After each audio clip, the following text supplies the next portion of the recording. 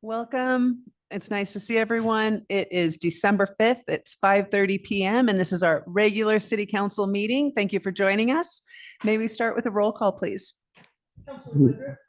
Here. Mayor Pro Tem Buell, Here. Councilor Yazzie, Here. Mayor Youssef, Here. and Councilor Bosman's. Present. May we have the introduction of the translator, please?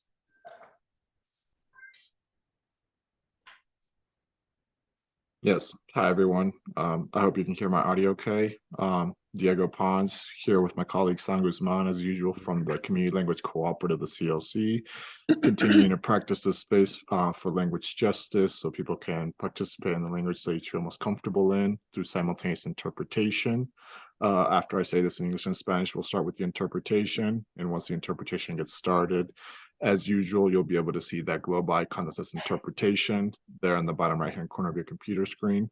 Please make sure you select that globe icon when it appears on screen, and please select your preferred language. And if you're joining today's meeting on your cell phone or your tablet, please be on the lookout for the More button or the 3 dots button to select your preferred language this other way. So if you're not fully bilingual, we'll strongly encourage you to select your preferred language so you can use the interpretation. And if you're bilingual, feel free to listen to everyone in the original language here on Zoom. Thank you so much. Buenas tardes a todos y todas. Mi nombre es Diego Pons. Estoy aquí hoy con mi colega San Guzmán, como siempre, de parte de la Cooperativa Comunitaria de la Justicia del Lenguaje, el CLC. Y gracias por tenernos aquí hoy, donde vamos a comprometernos otra vez a servir la justicia del lenguaje para que todos puedan participar e involucrarse en el idioma de su corazón, el idioma en el que todas las personas se sientan más cómodas. Continuamos utilizando la interpretación simultánea aquí en Zoom para crear ese espacio en inglés y en español. Luego de que yo termine de decir esto, se va a activar la interpretación y ya cuando esté activada la interpretación, usted va a poder ver ese icono del globo de la Tierra que irá a interpretación ahí en su pantalla. Por favor, asegúrese de elegir ese icono del globo de la Tierra y por favor, elija su idioma preferido. Pero si usted está asistiendo hoy a la reunión en su celular o en su tableta, por favor, busque la opción que dice More, que quiere decir más en inglés, o posiblemente el botón de 3 puntos para que pueda seleccionar su idioma preferido de esta otra manera.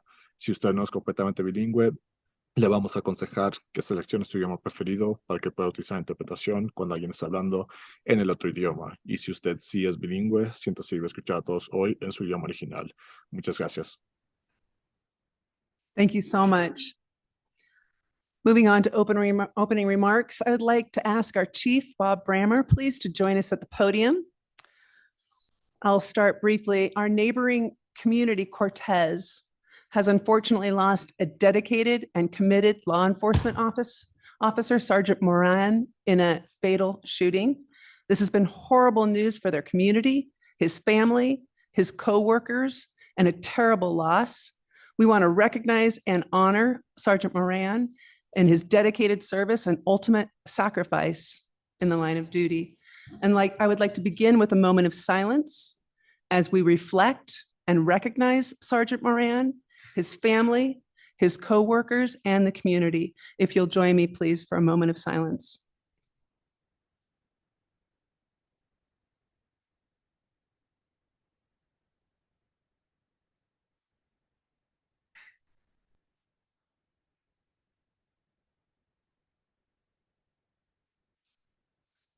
It's times like this that it is critically important that we come together as a community to offer our support, our assistance, and our services to help and support the Moran family and the community of Cortez.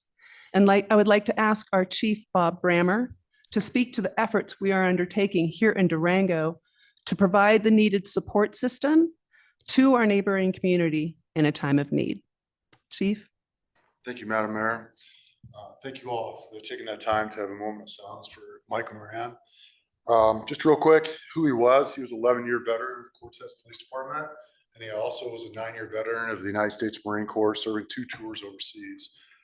He leaves behind a 13-year-old daughter and a 19-year-old daughter, along with the grieving community and department over in Cortez right now. So right now, since this tragic incident occurred on Wednesday morning, shortly before noon, the Durango Police Department has been in contact with the Cortez Police Department and offering numerous services that we could be able to provide them so they could continue to serve their community. and also have the needed time in order to take care of themselves.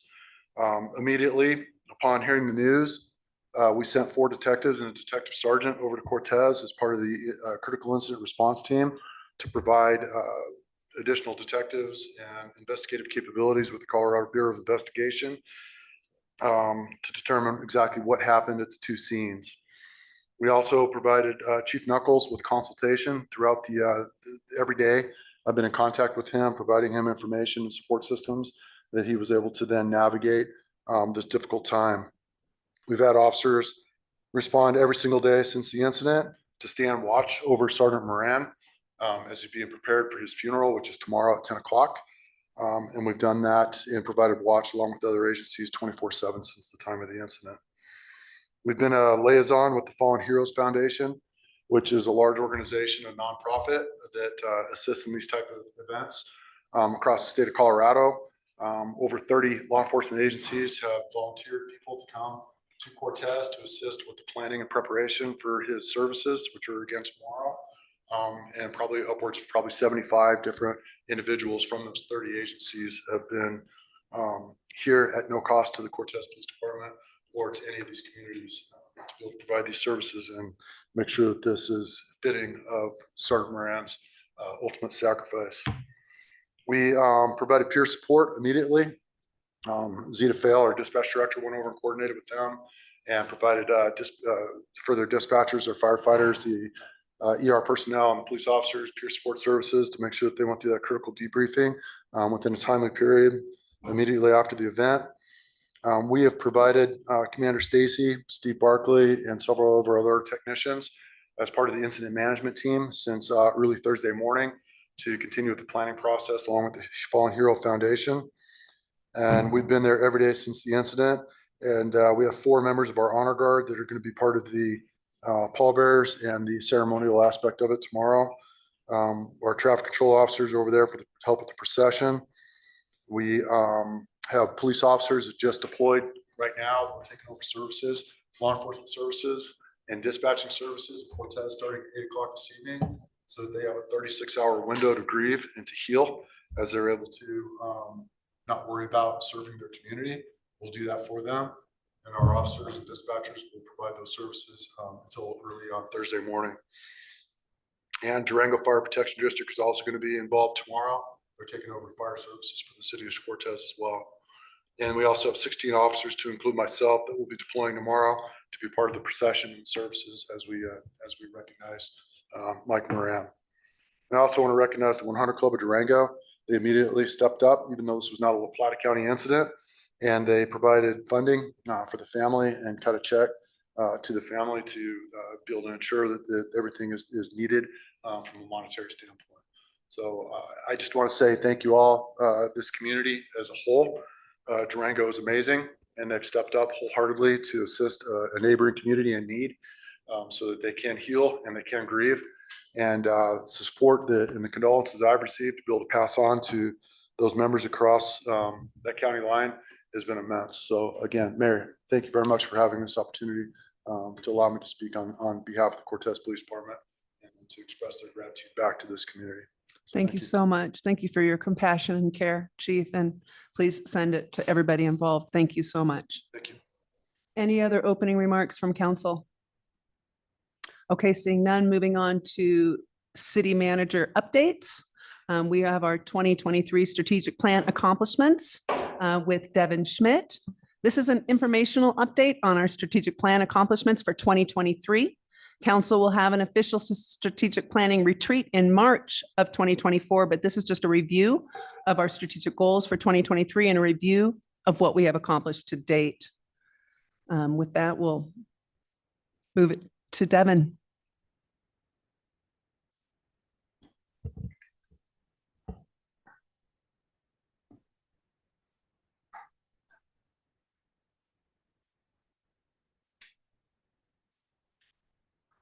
Great. Thank you so much. Good evening, Mayor, Council. I'm Devin Schmidt, Chief Financial Officer for the City of Durango. I'm here to share with you this evening the 2023 strategic plan accomplishments. Included in your packet is a list of all accomplishments, but for the sake of time, I would just like to highlight some of those successes for you. So this pertains to all goal areas for the strategic plan initiative. And so I'm just going to take you by goal area through some of the major accomplishments that the city of Durango completed in 2023. So under financial excellence and high performing government, there were several awards won, including the budget presentation and excellence in financial reporting from the Government Finance Officers Association. Investments were made in buildings for future needs that include Durango Fire Protection District building swap for the Civic Center. Self-insurance reflects choices for consumers, and we've offered some additional educational series for employees as they are considering their self-insurance. We did complete the annual comprehensive financial report on time. The purchasing policy and fund balance policies are underway and expect those to be completed in 2024. Continuous improvement efforts were made with 15 green belts, 15 employees getting their green belts across the city and 3 black belts. And we strengthened partners with the Southern Ute Indian tribe. Under affordability and economic opportunity, we have some areas where this group really created housing opportunities to support multi-generational and mixed income community workforce and increase the affordability to bridge the disparity between income and home rental prices by creating a total of 229 affordable housing units in 2023. We acted as an economic catalyst by working with regional stakeholders to encourage new businesses, expansions, and by providing innovative opportunities for growth. This includes the progress that was made at Three Springs Village 2 and La Posta Road annexation. The development review process improvements resulted in 270 building permits or $52 million in construction value. And finally, the Best Western will create 120 rental units for folks that are between the 30 to 60% AMI. An enhanced livability and sense of place. Our police department, of the 66 aggravated assaults, violent crimes were increased by 37.5% year to date. However, the Durango Police Department exceeded the state Colorado's clearance rate, 75% compared to 41%. So while those are up, that clearance rate is still greater than what the state is experiencing. Property crime has decreased 2.5% year to date, and Durango Police Department exceeded the state of Colorado's clearance rate 30% compared to 11%. So that's another important factor. We utilized an opiate grant to investigate and reduce opiate overdoses. And so that was reduced 50% compared to 2022 in partnership with HSI. The Open Space Ranger Program has expanded education and enforcement, mitigating 169 illegal camps in 2023. For the library, they doubled growth and services delivered with 290 visitors total, 14,000 program attendees, and 320,000 circulated times. The library also created a 2024 strategic plan that is in a draft state at the moment. And in our enhancing Durango's sense of place, we did complete park improvements at Hillcrest and Pioneer, and completed the facility inventory for future needs assessment. In our addition of natural lands, we have 7 miles of natural surface trails and bike-specific trails in the city in partnership with Durango Mesa Foundation, as well as an addition of 49.42 acres of the Waters Family Sacred Heart of Jesus.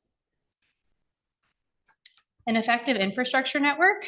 We adopted the parking management plan, implemented peak demand parking program, free parking pilot program, Durango, which is the evening transit service, free fare summer from June to August, and increased transit ridership over 2022 by approximately 25%.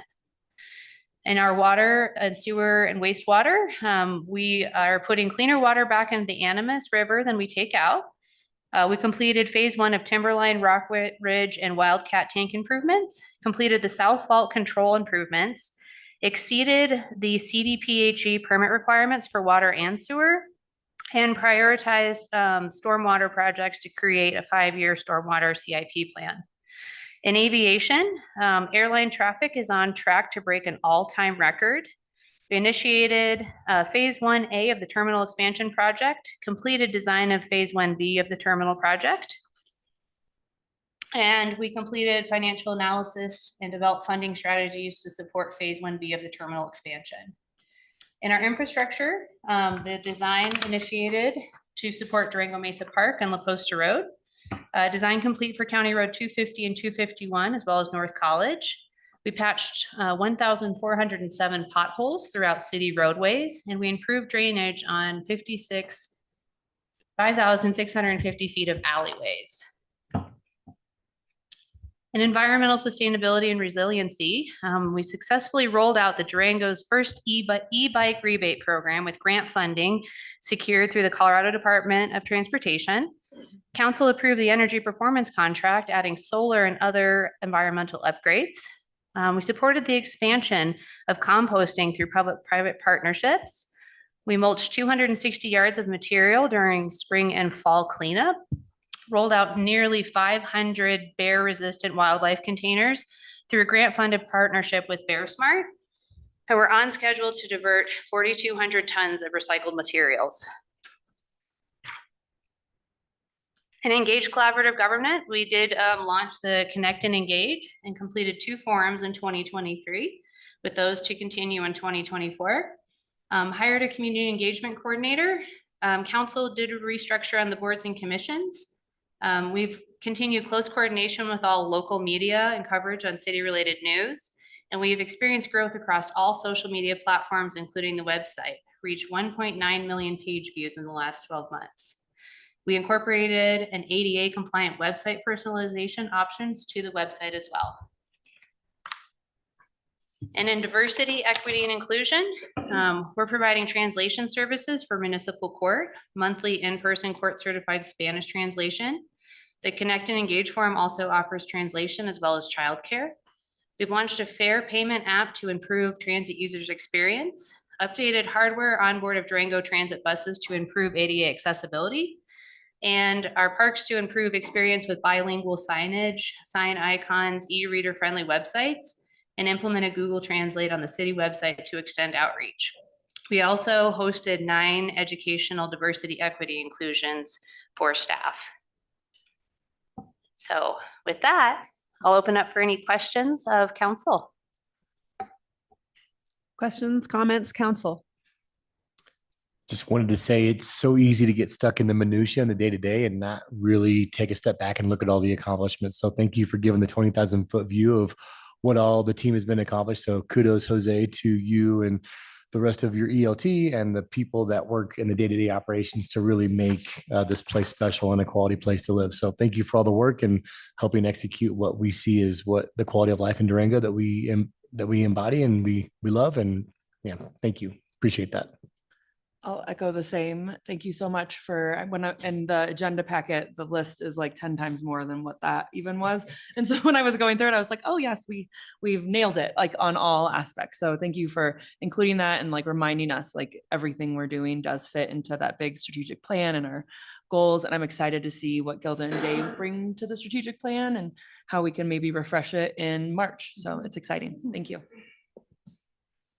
Yes, thank you very much. That was an excellent presentation, and I'm very proud of the work that the staff and the city puts together. It's just incredible. So thank you. Appreciate the update and the details. Thank you. Yes, thank you, staff, for all of your very hard work. It's really great to see an end of the year kind of review of what we have accomplished. And I think it's an important step that we review this publicly to hold ourselves accountable and identify areas where we're, focusing our resources and time and attention. It keeps us focused on our long-term vision. And I look forward to, the retreat in March of 2024 for further discussion. Thank you so much. Thank you. And just want to say a big thank you to our ELT as well as all of our city staff members who really work and put these accomplishments together. Thank you all for a great 2023. Amazing that we're here at the end of 2023. been a fast year. All right, moving on to committee, board, and liaison reports. Counselors, who would like to start? Go ahead. Yeah, if you don't mind. Let's see, for the Creative Economy Commission, that was on the 28th of November. We had a gentleman by the name of Turner that was a guest at the meeting, speak to a potential collaborative art project on the Animas River Trail. It would be a 2-scale version of our solar system, complete with an 80-inch sun and planets spaced and distance to the sun along the trail. This potential project falls into the redevelopment corridor of the Animas River Trail. So right now, potentially this project is in the planning station with execution and funding, but it's a really cool, pretty unique project that could fit within the scope of the CEC. Common Threads is going to be on the agenda tonight for the 2024 budget. I think we're all looking forward to getting this project up and completed. The local installer should take roughly a week for the installation, and we'll work with CDOT and the artist for the installation. We're looking, the CC is looking for a call to artists for the Schneider Park Art Project in this month, December. The project will consist of 2 bike racks and a bench, and the installation deadline will be May 31st of next year. Lastly, on the CEC, the board passed a motion allocating $30,000 from the $80,000 council determination budget for the Schneider Park projects. And then another $15K for a new Connect sculpture at Santa Rita Park featuring a female kayaker with moving waves. So it's going to be pretty cool to kind of see some synergy with the water treatment plant. Jessica and I also met with the Secretary of State, Jenna Griswold, on the 30th of last week. The Chamber of Commerce hosted Jenna Griswold to discuss matters of importance for small businesses in La Plata County and relevant election information. The state of Colorado is tied for first in public confidence in election results and security. So that was a pretty cool feather in the cap for her work and how people view our election process. And she spoke regarding some of the items her office has accomplished this year, from text notifications for small businesses to password protections for secure filings, which is to prevent business identity theft, which I guess is a big deal. And it happens more often than we think. And then pass some laws on some deceptive solicitation. That's a lot. Deceptive solicitation prevention to protect businesses on renewing their licenses with the state. And the last one, I had a fire meta meeting also on the 30th. And I just want to say I'm super impressed with not only the amount of planning and work being done around fire prevention and mitigation, but the agencies involved, and they're all working in concert with one another to really create a resilient environment for major fire prevention. There's a lot of information that was over my head, which doesn't take much. However, there's a dedicated and tireless effort to keep everybody safe in our community, given the climate and topography. So it's just a true testament to how seriously there's a group of people really taking care of our community from a fire standpoint, and it's super inspiring to see them all be at work. So thank you. Besides the meeting that I went with Dave too, with the Secretary of State, Jenna Griswold, but I thought was also super important because there's a bunch of voter hesitancy maybe behind how transparent our voting system is. That Tiffany Lee was there, and she runs our elections here in La Plata County, and she is opened up her whole area to anyone that wants to come and tour it and see what they do. And Jenna says it's one of the best and most well-run, but we're not immune to, some things happening in the state. And so, but I think just keeping it as transparent as possible and letting people know that it is run really well, and it is, on the up and up and everything, which was super important. I also did the Connect and Engage with Councilor Yazzie last Tuesday. And Devin presented the budget there, and it was a great group of all the ELT members were there, and a great group of people coming in to see what we have going on in Durango. And so looking forward to the next one in January. Other counselors?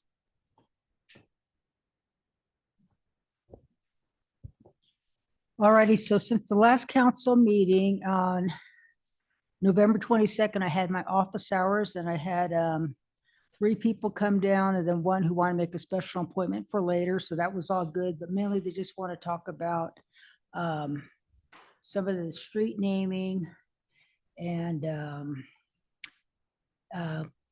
the mini rounds that are happening in town. So we had that discussion. That was all good. There was a few pointers they gave me on how to get back to them a little bit quicker. And then on November 28th, Wednesday, I went up to Fort Lewis College and had lunch with Tom Surdicus, and we discussed areas that I may help out with their diversity between the city and them.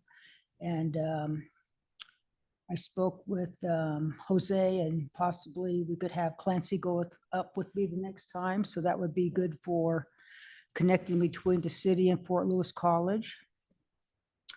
And then, of course, we did the connect and engage Durango with Jessica, and that was really good. Even though we had a low turnout, we still had the opportunity to meet with about 3 different residents who were, they were actually thrilled that we're doing this, and they're able to meet with all the different department heads and some of the counselors, and they just discussed some of the issues that are dear to their heart. And then on November 30th, Thursday, I did meet with Jenna Griswold also in the evening, and she just gave updates about the election here in La Plata County and some of the hardships they had, but what they're doing to overcome that. And then looking forward to how they're going to conduct the statewide elections and some of the safeguards they put in place that they've been working on the past few years. And then on December 1st, I went to the Ute end of term celebration for the outgoing council members and chairman. Also, Aaron Hyder and Mark Morgan were also there. And it was a very good going away ceremony because they did it in a more holistic manner where they had all the county officials, some city officials, departments of all kinds of departments within La Plata County and city governments there, just telling how they enjoyed working with the outgoing council members. And they also had a presentation by their junior princesses and tiny tots coming and showing how they dressed up. And I let them know that I thought it was real valuable because they're teaching the younger people there how they're interacting with their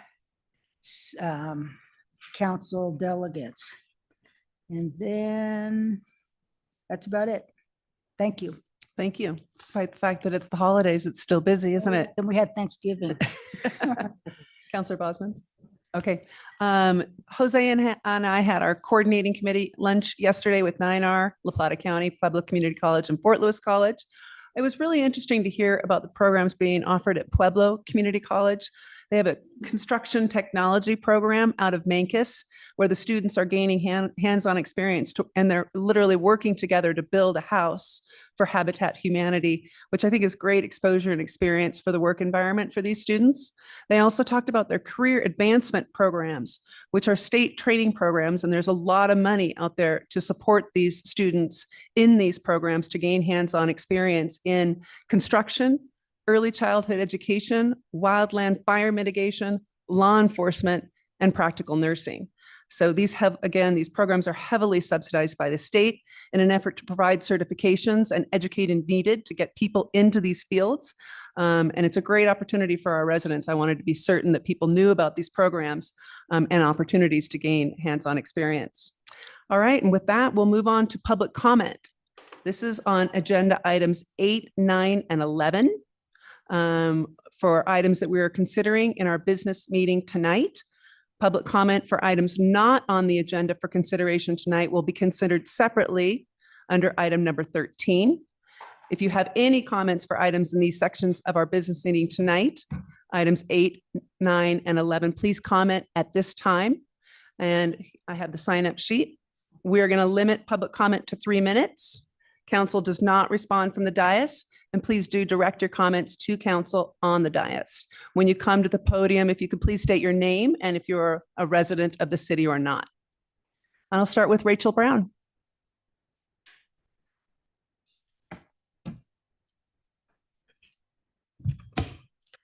Good evening, Mayor Youssef and councilors. I'm Rachel Brown. I'm a resident of the county and executive director of Visit Durango, the 501c6 nonprofit destination management and marketing organization for Durango and La Plata County. Due to the adjustment to city council meetings this year, Visit Durango has transitioned from our quarterly presentations to council to an annual year in review presentation, as well as video presentations being sent out via email to council quarterly. Our Q3 presentation was sent to you earlier today, so hopefully you received that. Our year in review presentation for 2023 will take place early next year. We will also be giving a quick public comment update during monthly meetings, and you're always welcome to reach out to me or your board liaison if you have feedback or questions. On this evening's meeting agenda, 11.6 is a resolution authorizing the 2024 contract with Visit Durango for sustainable marketing efforts and Welcome Center management. I wanted to let you know that Visit Durango and our board is in support of this resolution. The projected amount for the contract is based on the City of Durango Finance Department projections for lodgers tax collections in 2024 and our projections. I'm happy to report that our projections were within 2% of the city's projections and that we are on the same page regarding the budgeted amount. The contract includes several changes from last year, including combining the Welcome Center contract with the Sustainable Tourism Marketing Services contract, and changes to how Visit Durango will be billing the city on a monthly basis. We would like to thank Jose and the city staff for the time and care they spent in making these changes. The updates will provide further clarity and efficiencies for city staff and Visit Durango moving forward. So we hope you will vote yes to approve resolution item 11.6. If this contract is approved, Visit Durango will continue operating the Welcome Center and Sustainable Tourism Marketing Services. We are primed for some exciting updates and additions this coming year. I've given you all a copy of our 5-year strategic brief, and we are excited to move forward in partnership with the city on executing the 10-year Destination Management Master Plan, which should be released soon. Thank you for your continued support of the hospitality industry and the visitor economy. Thank you. Blake Frederickson.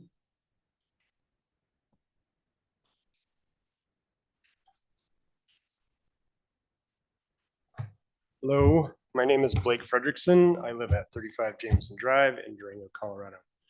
Good evening, Mayor Youssef, Mayor Pro Tem Buell, Councilors Yazzie, Bosmans, and Woodruff. I have served on the LUDC Board of Adjustment since March of 2018. I've also served on the Design Review Board since June of 2021. And finally, I have served on the Code Alignment Working Group from February 2020 until April of this year when it was disbanded. I'm a graduate of Durango High School, Go Demons, and a licensed architect. I'm here tonight to express my concerns with the details regarding the creation of the Community Development Commission, or CDC. I've been a vocal dissident of this new commission's creation, but am understanding of the inertia that has overtaken my personal opinion. What I'm concerned with is the policy language being presented by Community Development Director Scott Shine and his staff tonight regarding the number of members on the proposed commission who have a professional background in design. Currently, the Design Review Board has a requirement that 3 of its 5 members be design professionals. The CDC, as presented, requires that only 2 of the 7 members be design professionals. During the entire months-long process, starting at the beginning of this year, the community development staff presented during no less than 6 public meetings that they were advocating for 3 of the 7 CDC members to have a professional design background. In a last-second move, the Community Development Department switched the amount from 3 to 2. I had advocated during the entire board consolidation process that the commission should retain a majority of its members as design professionals. The director of community development was quoted in the Durango Herald saying, quote, "We want to maintain some of that expertise, but we don't want to weigh it too much towards industry insiders or special interests or anything. So we didn't choose to make that a majority of CDC members," end quote. I feel slighted by the language Mr. Shine uses about the so-called industry insiders who have worked with him and his staff diligently over his tenure in Durango. Mayor Youssef, are you hearing me? The 4 architects who currently serve alongside me on the DRB have been contributing voluntarily to this community for numerous decades. Design professionals offer valuable project-specific insight that should not be taken for granted in the creation of this new commission. Minimizing the amount of design professionals on the Community Development Commission is similar to reducing the amount of medical professionals on the board of a hospital. It is not in the best interest of the health of the community. In summary, please consider increasing the number of design professionals on the proposed CDC to at least 3 of its 7 members, and ideally, please make 4 out of the 7 members have professional design backgrounds. Counselors, thank you again for your service, and I hope to continue to work voluntarily for the city of Durango long into the future. Thank you. Thank you. Do we have anyone who would like to comment virtually? No, Mayor, no one has raised their hand. Oh, no, we have one now. Okay, thank you.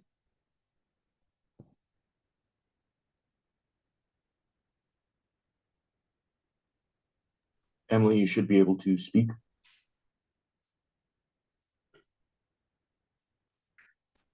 Hello, can you hear me? Yes. Yes, hi, my name is Emily Chastain. I also serve on the design review board with Blake Frederickson, and I just wanted to comment tonight in my support of his statement that I don't believe we should be reducing the number of people with design backgrounds. I think it would be a degradation of our design review process. Thank you. Thank you. Anyone else who would like to comment virtually? Okay, we'll No, move on. I think I heard a no. Okay, we'll move on to our consent agenda. We please have a reading of the consent agenda, Faye. 8.1 is approval of minutes with only one item, approval of minutes of the city council regular meeting of November 21st, 2023. 8.2 is final reading of ordinances. 8.21 is final reading of ordinance 0/2023-20, which is the annual operating appropriation ordinance. 8.22 is final reading of 0/2023-21, which is the 2024 annual capital appropriation ordinance.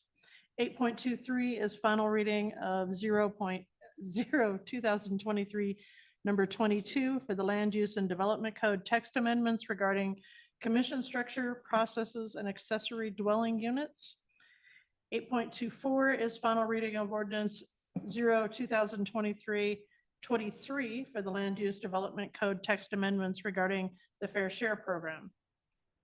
There are no adoption of resolution items. Adoption of other administrative items includes 8.4.1, which is a resolution approving the 2024 pay and classification plans. And there are no land use development items. Thank you. Is there any counselor that would like to remove an item from the consent agenda? I would like to remove 8.2.1 and 8.2.2. Any other item? Hey, may we have a motion? I'll make a motion to approve the consent agenda, removing 8.2.1, 8.2.2. Do I have a second? Second. Roll call, please. Councilor Bosman's, Yes. Mayor Youssef, Yes. Councilor Yazzie. Yes. Mayor Pro Tem Buell, Yes. Councilor Woodruff. Yes. Okay, I will make a motion to approve item 8.2.1, the final reading of ordinance O-2023-002, the 2024 annual operating appropriation ordinance. Do I have a second? I'll second. Discussion? Yeah, I have comments on a problem with the agenda items. There's 4 agenda items that come up later during this meeting associated with the operating and capital budget for Durango. And then unless council prefers otherwise, I will make my comment now for all those in one go, so I don't repeat myself for the benefit of this meeting. I had explained part of the reasoning behind my position during the previous City Council regular meeting on November 21st, which is basically that I'm concerned that the budget is unrealistic like prior years, unnecessarily complex, which with, I believe, 92 million transfers between funds, an unrealistic $99 million in capital expenditures, and there's some information that I would consider useful, not provided or clear. And as a result, concerns with transparency, access to information, potential compliance, and our ability to provide financial and fiscal oversight. I was only able to discuss part of my concerns during the last City Council meeting with no support for an additional 3 minutes to complete my comments. Nonetheless, if anyone on council or our community wishes to hear my concerns, then I'm available to provide that information as well as the city sources of data that I used in my review. So I will not support any of the items associated with the capital budget and the operational budget. Thank you. Any other counselors would like to comment? Roll call, please. Counselor Woodruff, Yes. Counselor Yazzie. Counselor Bosman's, No. Mayor Pro Tem Buell, Yes. Mayor Youssef. Yes, motion carries. I make a motion to approve item 8.2.2, the final reading of ordinance O-2023-0021, the 2024 annual capital appropriation ordinance. Do I have a second? I'll second. Discussion. Seeing none, may I have a roll call, please? Counselor Yazzie. Mayor Youssef, Yes. Counselor Woodruff, Yes. Counselor Bosman's, No. Mayor Pro Tem Buell. Yes. Motion carries. Moving on, then, that was the only two, correct? Okay, moving on to item 10.1. This was a public hearing for 1943 West Second Avenue minor subdivision preliminary plan. This item has been withdrawn by the applicant, so we will move on, and there will be no public hearing at this time. Moving on to item 11.1, a resolution authorizing an application for the borrowing of funds by the Airport Enterprise Fund from the Colorado State Infrastructure Bank for terminal improvements at the Durango-La Plata County Airport. We'll have a staff presentation from Tony Vicari. Good evening, Mayor and Council. Tony Vicari, Aviation Director at the Durango-La Plata County Airport. We're here this evening to discuss a resolution authorizing an application for the borrowing of funds by the airport for terminal improvements, specifically the borrowing of funds by the Airport Enterprise Fund from the Colorado State Infrastructure Bank for terminal improvements at DRO. I would note that tonight's resolution supports an application for the borrowing of funds and not an actual loan agreement. That would be brought forward to council as a future agenda item. So just briefly, overall project background, and then I'll talk specifically about the proposed application for financing.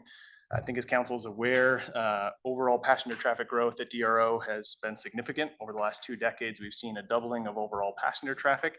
During that period, the terminal building itself has seen limited improvements with only modest behind the scene improvements, primarily to airline operating spaces.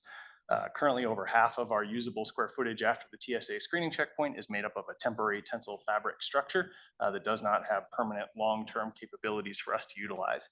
Additionally, we've continued to see changes and evolutions in the airline industry, primarily the utilization of larger aircraft, which we call upgauging, which puts more pressure on the facilities. Even if our gross traffic does not change, which it is, we continue to see more peak pressure due to the utilization of larger aircraft. Here you can see the visual depiction of overall traffic growth over the last 20 years. Obviously, the major outlier was the COVID-19 impacts from 2020, but we've seen a resumption of growth with 2023 on pace to be the busiest year of all time at DRO. So summarily, in 2020, an updated terminal area plan was adopted by the Airport Advisory Commission, as well as City Council and the Board of County Commissioners that promoted what you see here in depiction, which was an incremental development strategy that allowed the airport and its terminal complex in particular to develop in an incremental fashion that could be funded through airport revenue streams, not utilizing outside taxpayer resources.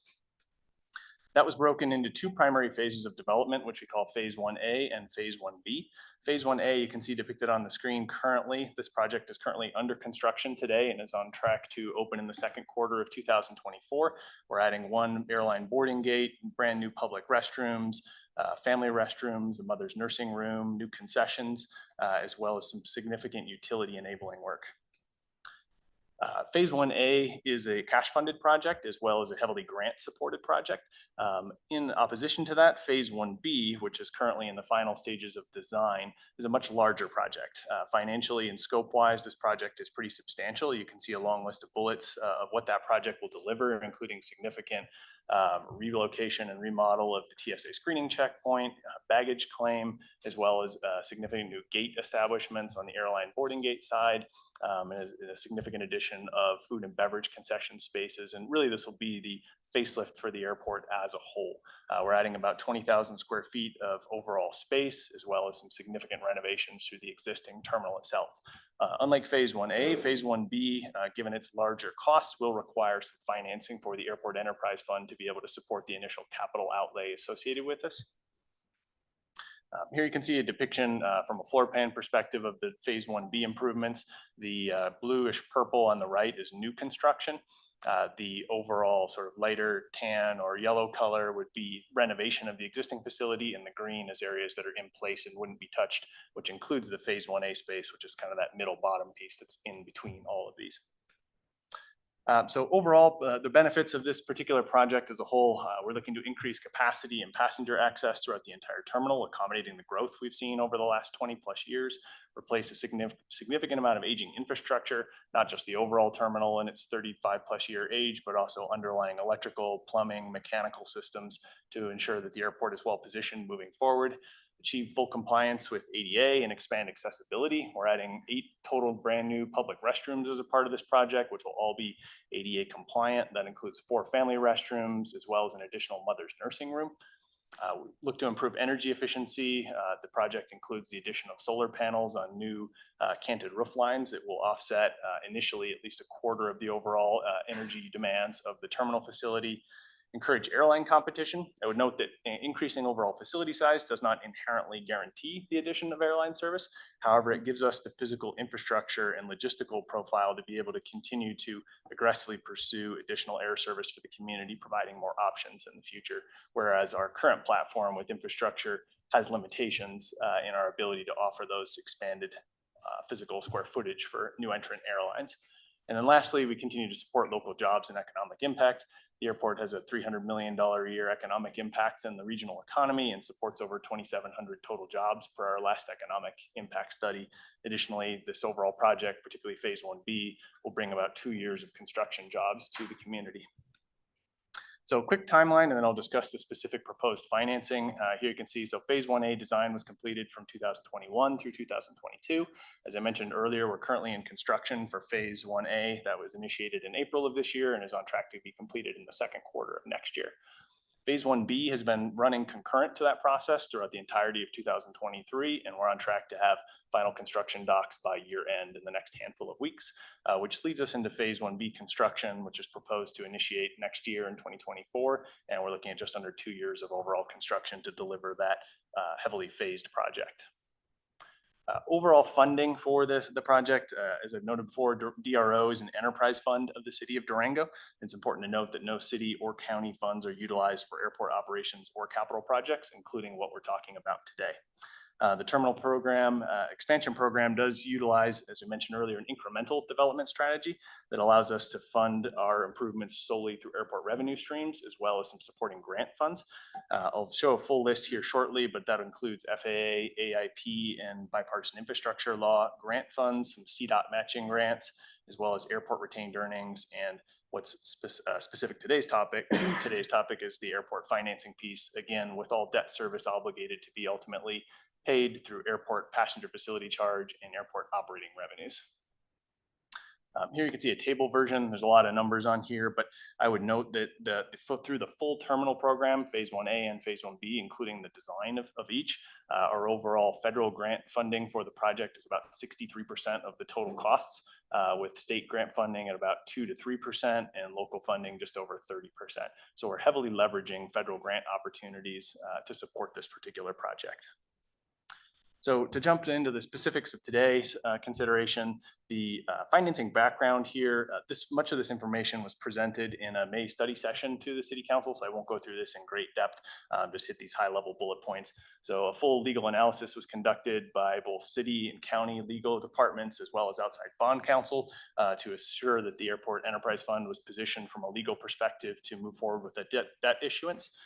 Financing mechanisms were reviewed and approved both with the Airport Advisory Commission as well as ultimately with the city and county elected officials. We ultimately landed on the proposed instrument of a state infrastructure bank loan, which is what's being presented today as an application. We assessed airport rates and charges positioning, ensuring that the airport was both, obviously financially positioned to encumber debt and ultimately service that, and do so in a way that the subsequent adjustments to our rate structure would still retain the airport's competitive positioning within our environment. That was something that was carefully studied with the Airport Commission in particular, and we've carefully positioned ourselves over the last handful of years to be essentially under market in our overall airport rates and charges, allowing us some headroom essentially to be able to increase modestly our rates and charges structure to support the subsequent debt service on this program, and still deliver an excellent program without putting our rates out of skew with any industry comps. And lastly, just looking at overall risk assessment, both driven by the airport's financial position, construction costs, interest rate, environment, et cetera. So here, that's getting a little bit of a timeline, but just to kind of bring us to current here, you see we're in the green section. The Airport Commission recently established our 2024 rates and charges, and today we're discussing that SIB loan application. If we have approval for that, we'd move forward by finalizing our FAA grants for this project in 2024, getting a guaranteed maximum price for construction, which is currently on target to be delivered to us in mid-February, and then close on this project financially before construction commence. And then lastly, just a few details on the proposed loan. As I mentioned, this is a state infrastructure bank loan that is facilitated through CDOT and specifically CDOT Aeronautics. That's respective to the aviation side. This is a bit of a unique program that allows for a low interest revolving loan program to support, in this particular instance, aviation transportation infrastructure in the state. Our proposed loan request is for $8 million over a 10-year borrowing term at a 3.5% interest rate. I think council's probably familiar that 3.5% interest rate is extremely below market, given our current interest rate positionings in the overall wider market. By issuing this application now and locking this particular interest rate in, or I should say, by authorizing this application now, CDOT's going to allow us to lock in this interest rate at an extremely competitive rate, and actually hold this until we close later in 2024, which is a very borrower-friendly term. Also note that there's a very low origination fee for this program, as well as no prepayment penalties. So in sum, the overall financing mechanism offered through the SIB program is extremely competitive and one that we would like to take advantage of before we see any additional movement, particularly in the interest rate front. And then the debt service associated with this, that $8 million request would produce about a $962,000 a year debt service over the 10-year borrowing term. And then you can see the proposed payback mechanisms here. Based on the current eligibility percentages of the project, our passenger facility charge funds at the airport, which are collected by the airlines and remitted back to the airport to use on approved capital projects, would carry the preponderance of the overall debt service costs, about $644,000 of that, with the remaining $318,000 and change to be funded through the airport's rate structure, which we would accomplish through the adjustment primarily of airline rates at the airport. And then lastly, I know there's a lot going on here. I won't read all through the bullet points, but just want to reemphasize the airport's fiscal strength and positioning. We've gone through a great deal of in-depth financial analysis over the last year with many meetings with the Airport Advisory Commission to review the airport's financial position. We found ourselves, or more appropriately positioned ourselves, into a strong financial position entering into this program. We currently have over 2 years of cash on hand at the airport, and have positioned ourselves in as advantageous a manner as we can possibly do so, entering into a capital intensive program.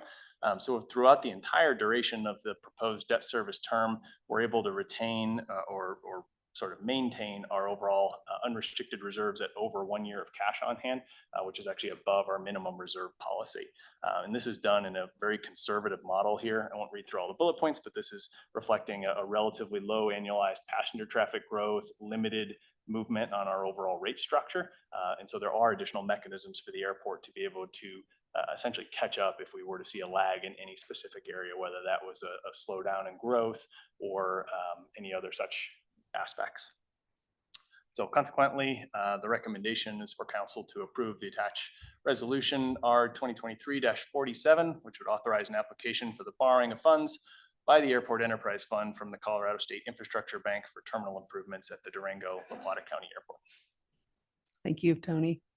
Do I have a motion from council? I move to approve resolution R 2023-47, authorizing an application for the borrowing of funds by the Airport Enterprise Fund from the Colorado State Infrastructure Bank for terminal improvements at the Durango-La Plata County Airport. I'll second. Excellent.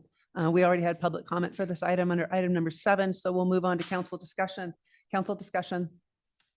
I just want to say thank you, Tony, for all the work you did to put in this. It is so creative, the work you've done to develop this incremental strategy to get this built.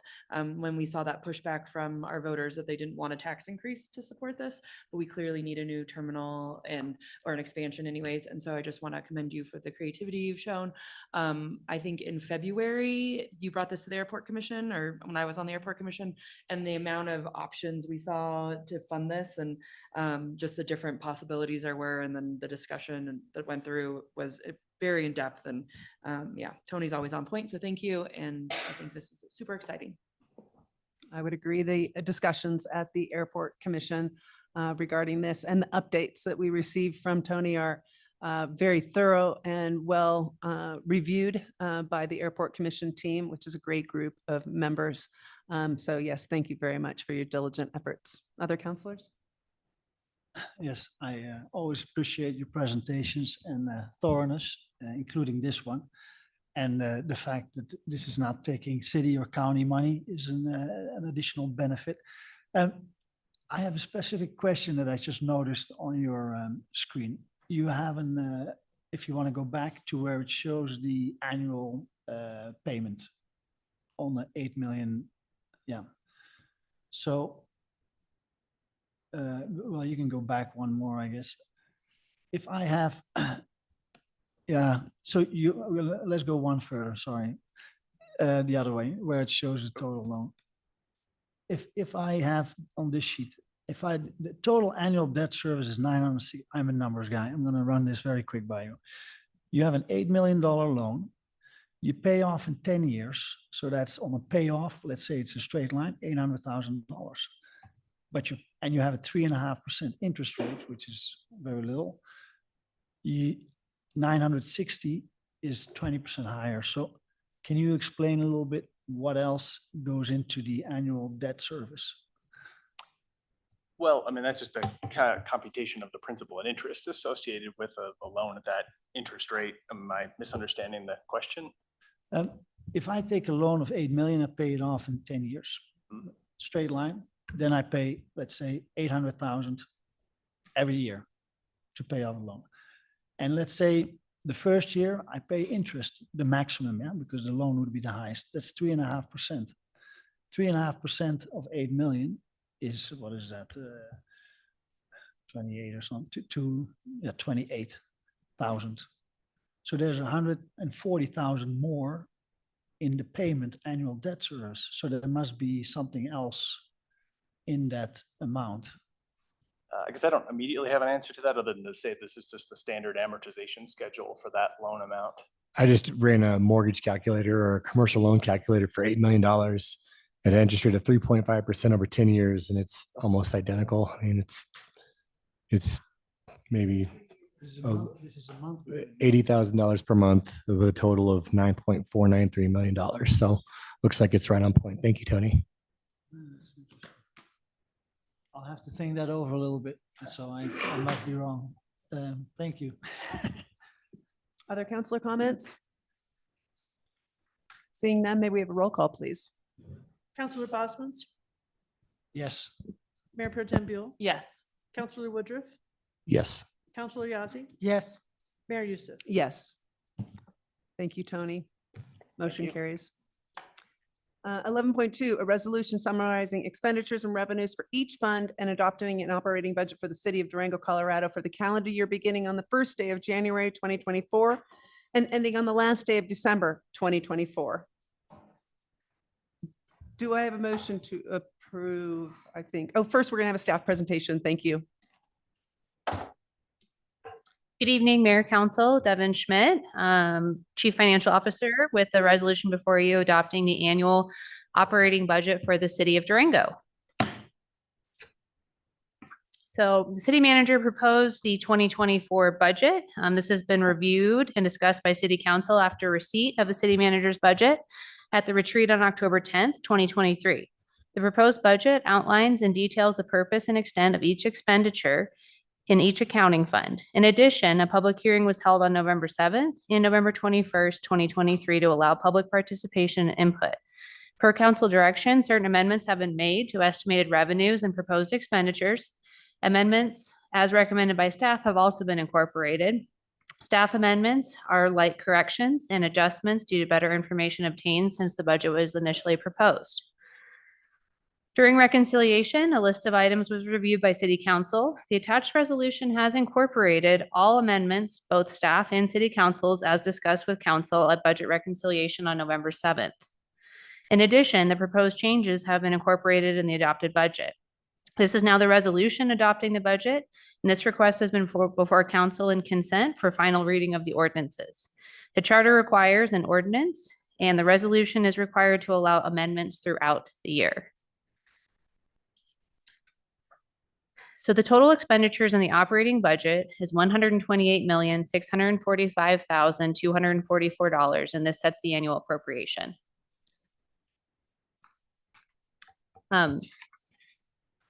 If anyone in the public would like to know more, you can view the budget online at OpenGov by going to durangogov.org/budget.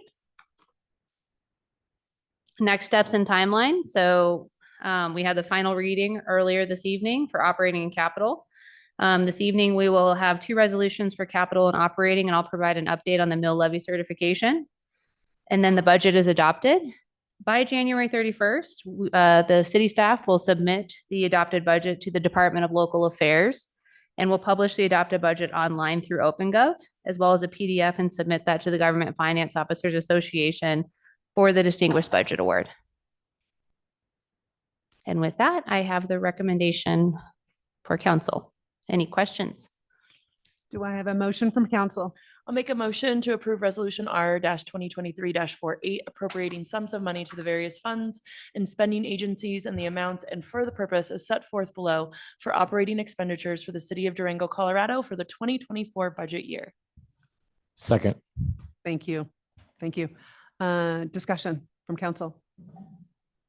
I won't go into detail. I made my comments during consent agenda item 8.2.1, and I will vote against this item. Thank you. Other comments? Roll call, please. Mayor Pro Tem Buell, Yes. Mayor Youssef, Yes. Counselor Bosman's, No. Counselor Woodruff, Yes. Counselor Yazzie. Yes. Motion carries. Item 11.3, a resolution summarizing expenditures and revenues for each fund adopting an annual and a capital budget for the city of Durango for calendar year beginning on the first day of January 2024 and ending on the last day of December 2024. Devin. Good evening, Mayor Council, Devin Schmidt, Chief Financial Officer, before you this evening with the resolution adopting the 2024 annual capital budget for City of Durango.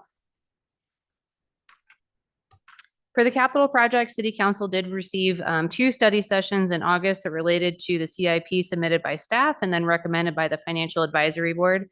This also was then included in the city manager's proposed budget and was reviewed and discussed by City Council retreat on October 10th, 2023. In addition, a public hearing was held on November 7th and November 21st to allow public participation and input. Per council direction, this does include any amendments as recommended by staff or by council since the budget was initially proposed. During reconciliation on November 7th, council had the opportunity to review all of those amendments and discuss. In addition, the proposed changes have been incorporated into this adopted budget. This is now the resolution adopting the budget, and this request has been before council and consent for final reading of the ordinance. And again, just a reminder that the charter requires an ordinance and the resolution is required to allow amendments throughout the year. So this is a high-level combined summary. The city council received the entire budget book in October and went through reconciliation as I had discussed. The total expenditures for the appropriation and the capital budget is $101,417,445. Again, we do have this available online for OpenGov at durangogov.org/budget. And our next steps, we had the final reading. Will have the 2 resolutions. I'll provide an update on the mill levy certification. The budget is adopted again for capital as well. We will submit the adopted budget to the Department of Local Affairs. We'll publish the adopted budget online through OpenGov and PDF and submit it to the Government Finance Officers Association for the Distinguished Budget Award. And I have a recommendation for council. Thank you. Do I have a motion? I'll make a motion to approve resolution R-2023-49 appropriating sums of money to the various funds and spending agencies in the amounts and for the purpose as set forth below for capital expenditures for the city of Durango, Colorado for the 2024 budget year. Second. Council discussion? Seeing none, roll call, please. Mayor Youssef. Yes. Counselor Yazzie, Yes. Counselor Woodruff, Yes. Mayor Pro Tem Buell, Yes. Counselor Bosman's. No. Motion carries. 11.4, a resolution to amend the 2023 budget for the purposes of budget adjustments to the 2023 appropriations. Devin. Okay. Good evening, Mayor Council, Devin Schmidt. I'm here to discuss tonight the 2023 budget amendments for City Council. And so what we'll be asking City Council to consider is approve the attached resolution authorizing the budgetary appropriations for 2023. So this item incorporates several unanticipated budget adjustments for the 2023 budget. If council recalls, earlier this year, we did make amendments to the 2022 budget. We're bringing that before you before the year end. These requested changes are related to the following. So this will be on a fund summary level. So general fund, the credit card fees that the city of Durango does not pass on to the customers was higher than anticipated. The old hire police plan annual contribution and COLA with a retroactive increase was included. The Common Threads project, this is moving money forward from 2024 into 2023. That project does consist of 20 laser cut panels that are designed and fabricated by Bryce Petit and Allison Lee Smith. Those designs were sourced from over 400 residents, 6 schools, 7 interns, and 6 professional hometown artists.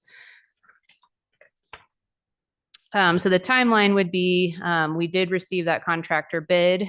So we're looking to move those monies forward from 2024 into 2023 so that we're able to contract that project and get it underway for completion in 24. The other request that we have on here is a budget neutral request within our police department where we received a refund for services that were not provided. And so there's a revenue and an expense, so that's budget neutral. In the airport, we have fuel overtime and de-icing chemicals, and this is to account for a heavy winter season and corresponding snow removal activities, heavy equipment repairs, which is unexpected electrical system failure of a Volvo loader, and professional services. This is to conduct a storm water drainage analysis of the U.S. Forest Apron. In electric and gas utilities for our airport, this is to account for increased utilization at 820 airport road facilities. Credit card processing fees. This is in line with the significantly elevated parking revenue generation.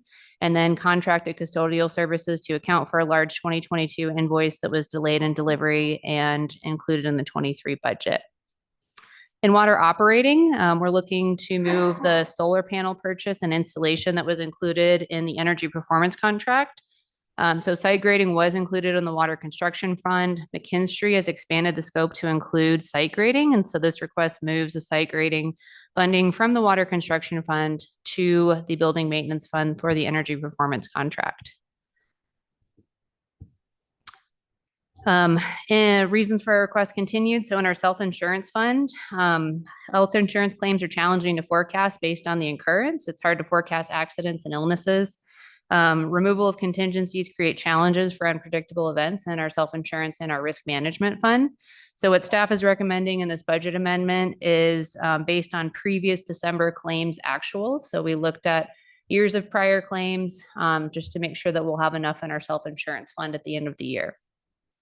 Risk management fund, again, difficult to project any type of workers' compensation and property claims. And so we are asking for that same December's claims and actuals to be included as our risk management increase. I did want to let council and the public know that Human Resources and Finance has been working to shop these policies just to see if there's any better prices by other carriers out there.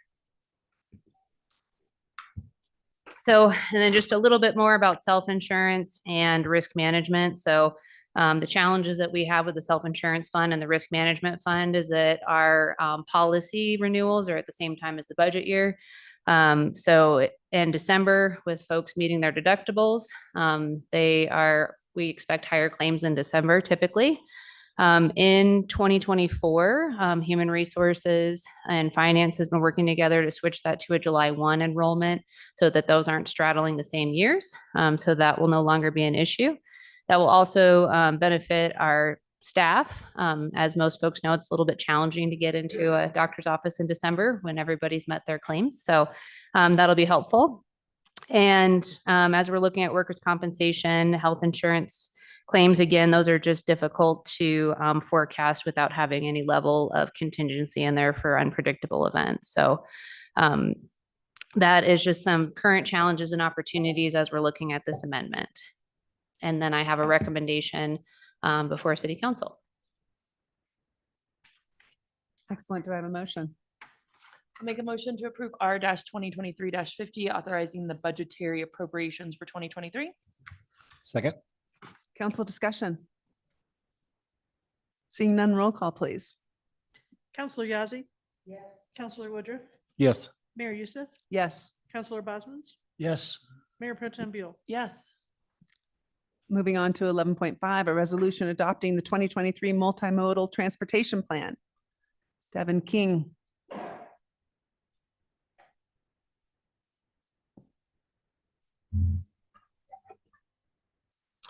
Good evening, Madam Mayor, City Council, Devin King, Multimodal Manager. Here tonight to present the resolution adopting the 2023 Multimodal Transportation Plan. This plan falls under the Effective Infrastructure Network. However, I will say, and as was pointed out in the agenda doc, it falls under a lot of the strategic plan, but that's the main one of focus. So the plan does provide a multimodal transportation framework. I will note, I've received some comments lately. This is more of a short-term plan. We also have a regional transportation plan, which is more of the long-term, long-range transportation plan. But this plan outlines existing conditions, sets measurable goals and actions, and one of the efforts was to create an equitable prioritization process. So I'll go through a quick background, key elements, and then recommendation. Quick update timeline. So we started in 2021. It was identified in the strategic plan. And then in 2021, 2022 was when the public outreach was conducted. And towards the end of 2022 was when we had a consultant contracted, and they were contracted more to help with the technical aspects. So mapping, providing some engineering expertise, graphics, things of that nature. And then we had to kick off the whole process. We had a visioning session with the Multimodal Advisory Board where we sat down, we had a facilitator come in, we had some maps, we had them draw out, put ideas, and get their vision on paper.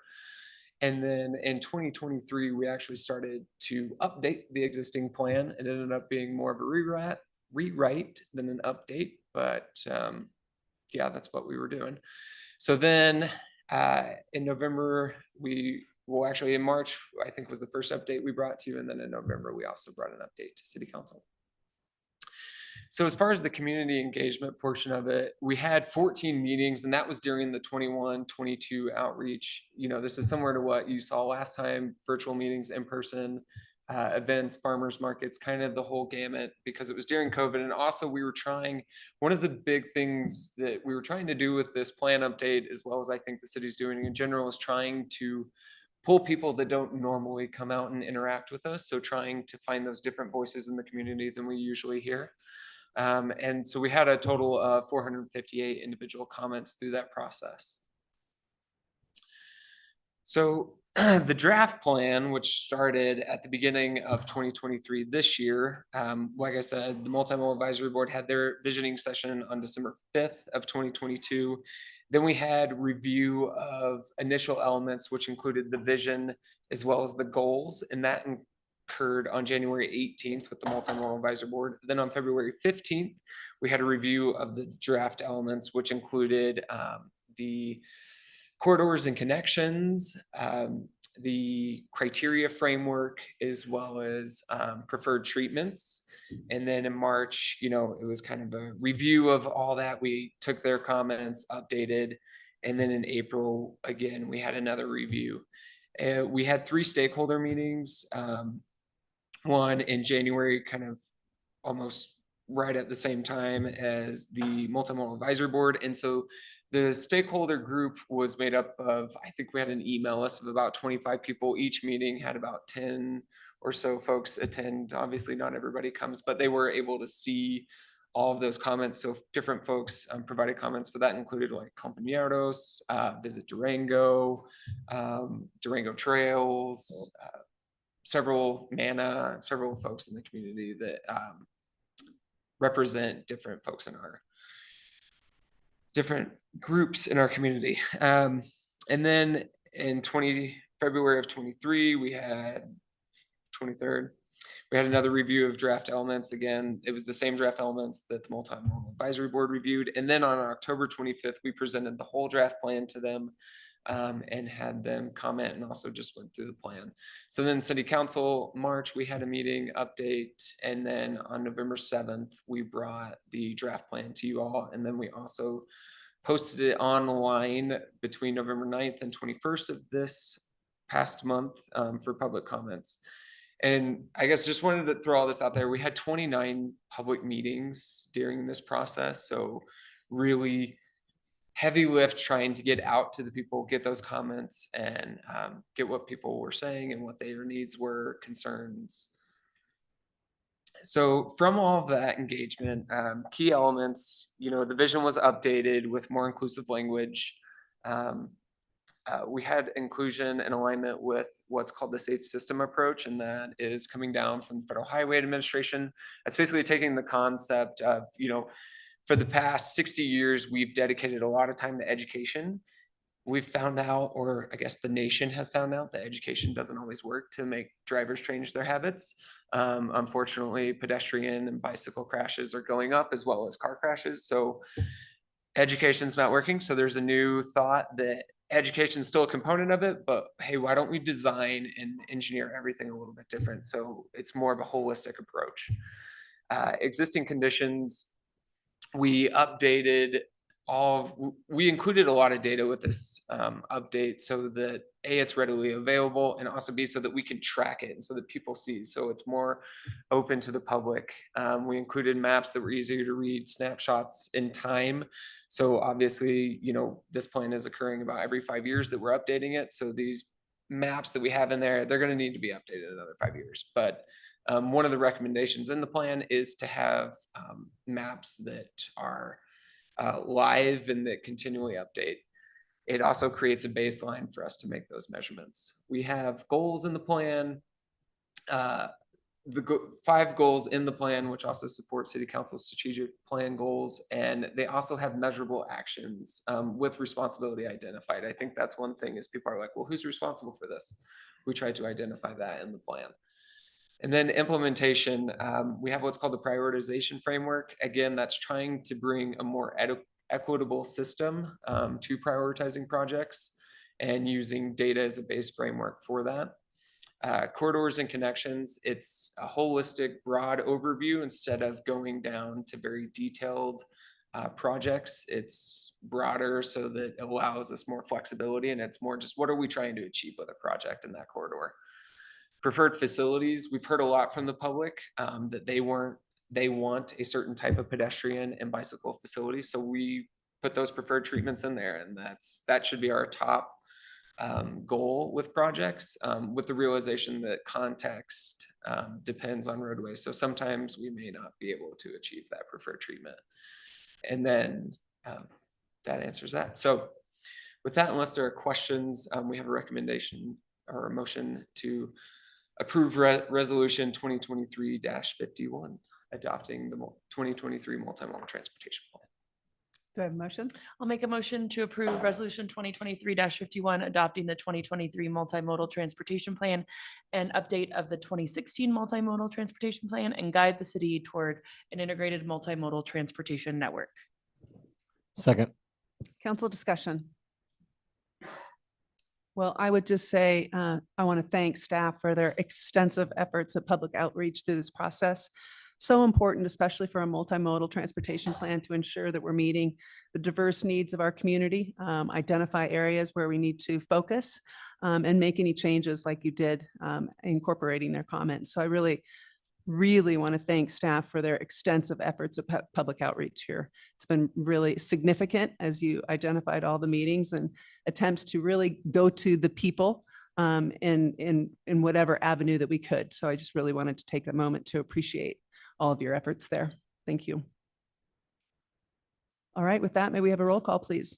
Counselor Woodruff, Yes. Mayor Pro Tem Buell, Yes. Counselor Yazzie, Yes. Mayor Youssef, Yes. Counselor Bosman's. No. Motion carries. Item 11.6, a resolution authorizing the 2024 contract with Visit Durango for sustainable marketing efforts and welcome center management. Staff presentation with Tom. In a minute. Jeez.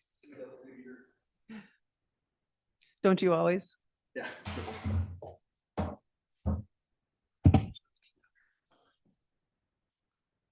Okay.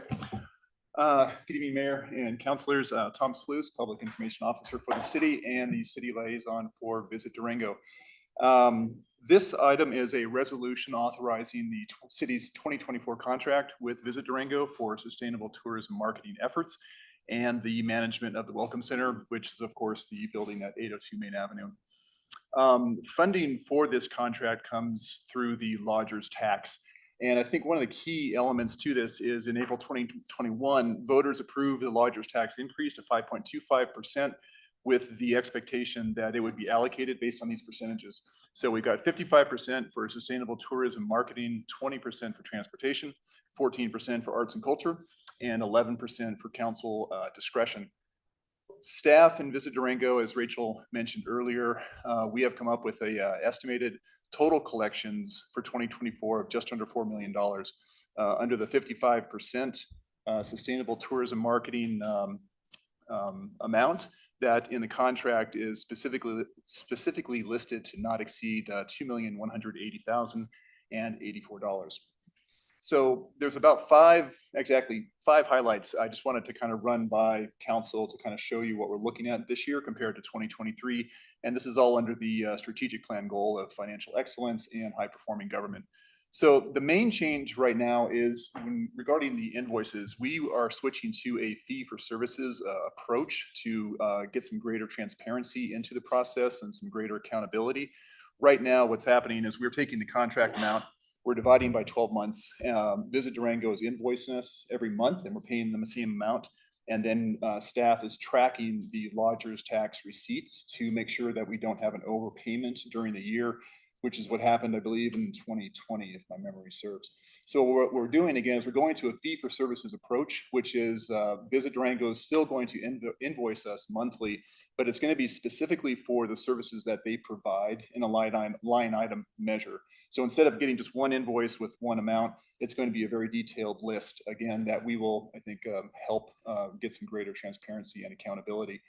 We do have a new section in the contract that says the services may be adjusted. if the quarterly review of the collections shows that there's a greater than 10% variance between the estimated collection versus the actuals, that's going to be an ongoing discussion point with us and Visit Durango. And so we're just going to look every quarter to make sure everybody's on the same page as far as the collections versus what we're sending out to them. On the payments themselves, what's I find interesting is, we sometimes would actually have the monthly payments exceeding the prior month's collections during the low tourism season during the winter. And, we've always done that with the expectation that Visit Durango would cover the deficit through their own funds, and they have.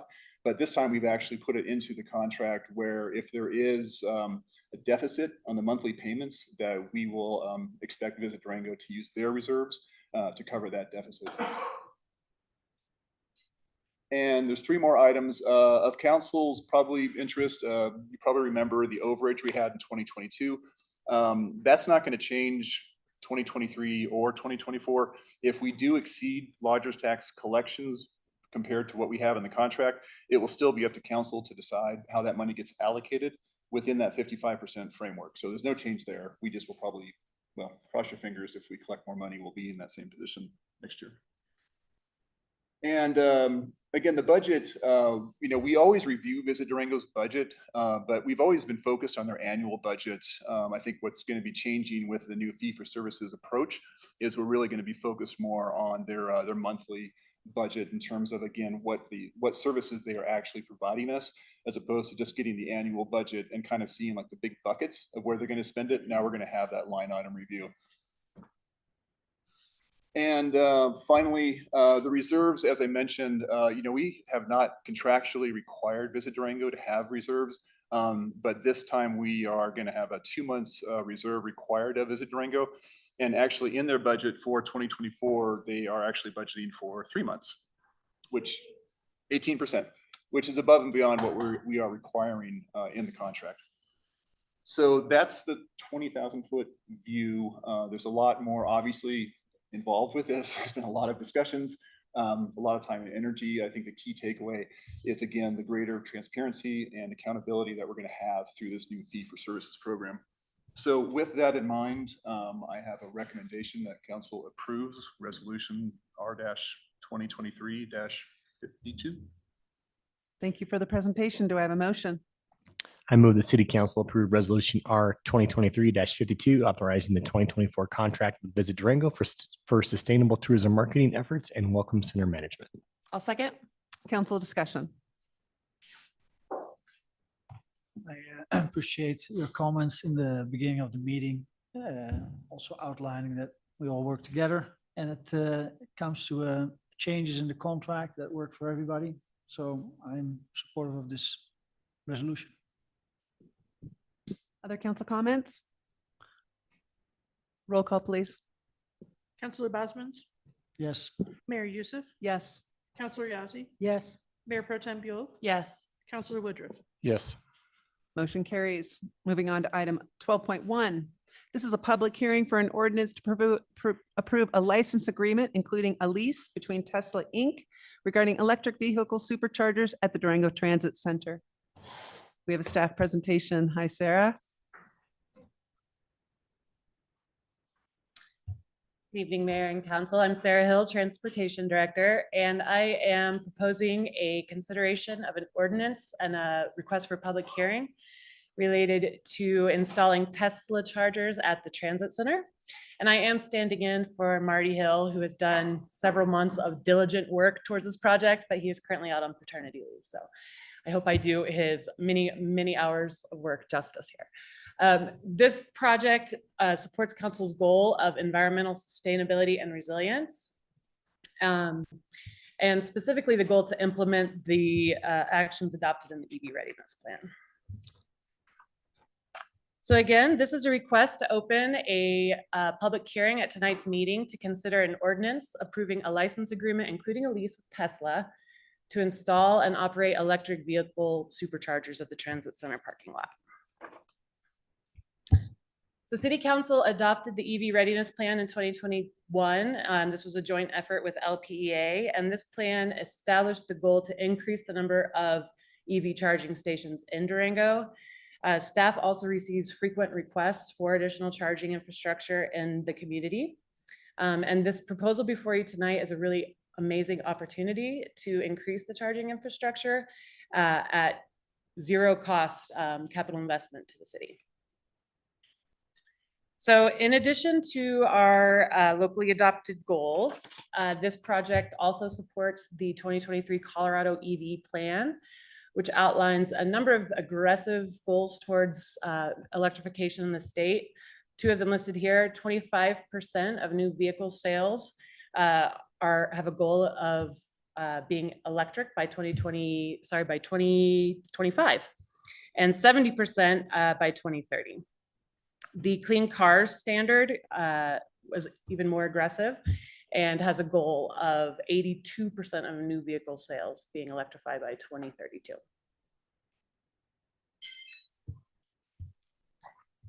CDOT has joined with these federally designated EV corridors here. The map shows that there are priority corridors that define locations where EV chargers should be installed. 550 and 160 are two of those priority corridors, and obviously we're sitting right at the nexus of those two. The graph on the top left shows it's an indicator of the percent of EVs that are new sales in the state, and that is rapidly increasing year over year. And then the bottom graph shows new EV registrations in the state of Colorado. So the blue bar shows the battery electric, and the dark blue highlights the plug-in hybrid. We currently have 2 fast chargers installed at the transit center.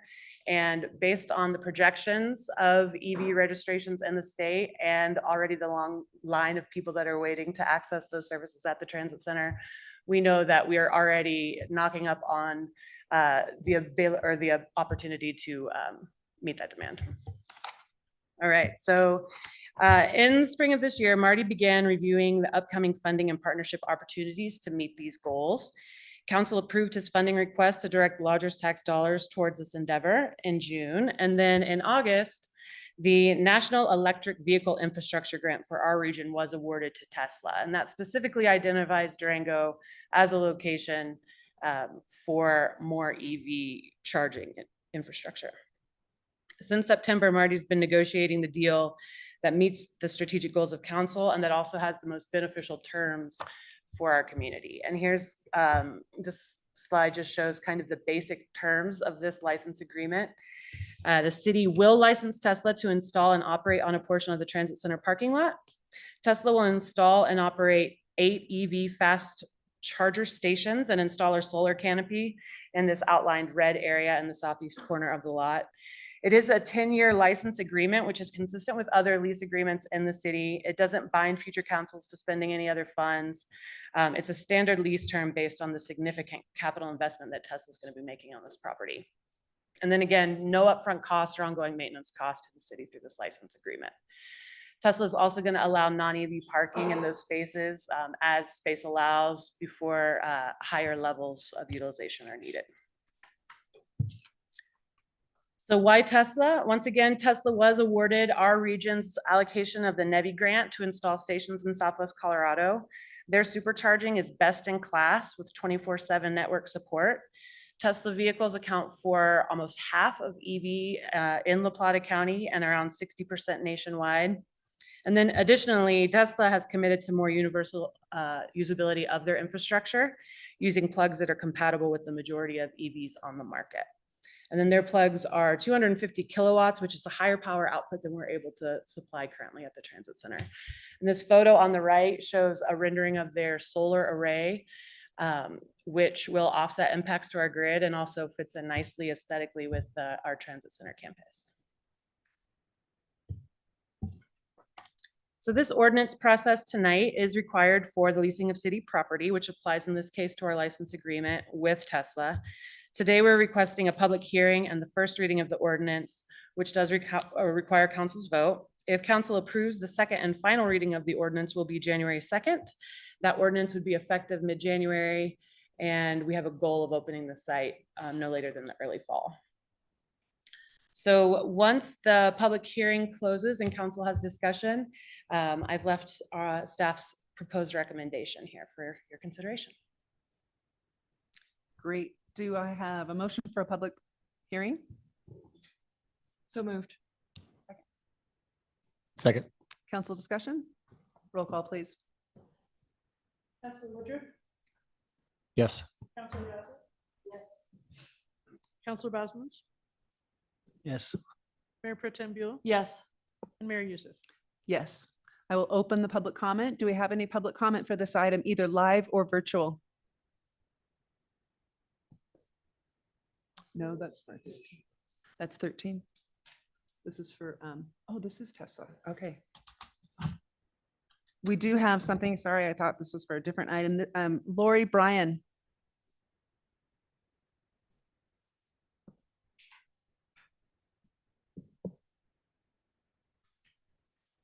Hi, Lori Bryan, 30-year resident. I am in support of the Tesla charging stations, and I have a friend who sent an email to the city council, and I'd like to read his bullet points into the meeting. It's Chris Guntner, his wife is Joyce Cohen, and we're all for it. He says, I am fully in favor of allowing the installation of Tesla charging stations at the Durango Transit Center. There are a few facts that I would like the council to consider. One, Tesla is currently soliciting votes on its website where subscribers can submit one vote on new charging locations. Durango has received 1,444 votes to date. This is far more than any other location in this region, and it ranks Durango 22nd in the world. And there's an attachment, which I don't have, but you do. Presently, ChargePoint, a for-profit company, enjoys a monopoly on high-speed charging in La Plata County. 3, nearly all EV producers will have adopted the Tesla charging standard, NACS, by the end of next year. Further, Tesla has begun the process of installing adapters to allow non-Teslas to charge at their station.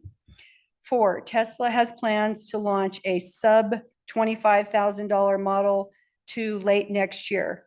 And 5, nearly all Teslas sold in North America are built here in the United States. And neither they nor I own a Tesla. So I have a 2017 Nissan Leaf, and I plan to buy a minivan in 2 or 3 years. So I would encourage you to vote yes for that. And I also, since I have a minute, want to give my personal thanks to Chief Brammer for moving here and doing such a fantastic job, and the entire Durango Police Department, and also Tony Bakari. Thank you so much for doing a fantastic job at the airport. And one other thing, I listened to the architect talking about the plans or the commission, and I agree with him. I think you should have more than 2, at least 3 or 4 more architects on that commission. I think that's the right thing to do. So thank you. Thank you so much. Steve Parker.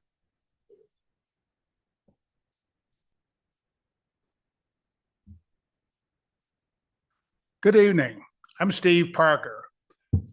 Mayor, councilors, it's great to see you. Thank you for putting yourselves in the arena and being part of this game here. In March, I'll celebrate 3 years of owning a Tesla Model Y. I've driven it all over the state, with the exception of driving to Wassenberg. There's not one Tesla supercharger between Wassenberg and Durango. There's not one on 160 in Arizona. We miss out on people driving west to east. They're directed to Farmington or over to Telluride. People in northern Colorado have to drive down here on their way to someplace down south. They're steered to go through Telluride. The Telluride superchargers are great. I've used them, but I don't recommend driving through Telluride in the middle of the night to try to find those chargers. This is an excellent plan. It'll put Durango on the map for being a full supercharger location. It'll change the way the game is played. and driving electronically across the state. Any questions? Okay, thank you. Thank you, Mr. Parker. Do we have anyone who would like to comment virtually? No, Mayor, no one has raised their hand. All right, I will close the public comment. Can we have council discussion? Oh, let's have a motion, please, on the ordinance. Can we put it back up, or I can maybe fake it?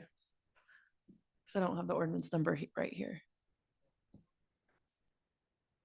If approved, it would be ordinance 2023-0024. And Tom's got it. He's so fast. So I just read it right.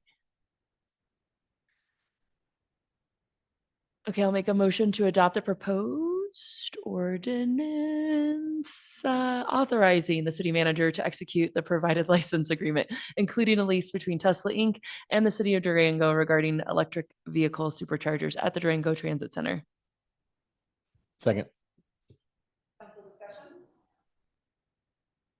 I think it's great to have the electric charging stations. I rented once a car, and the only thing I think about is where to park. So to have electric vehicles being able to park at the transit center and walk down and have dinner, tourists or locals, doesn't matter.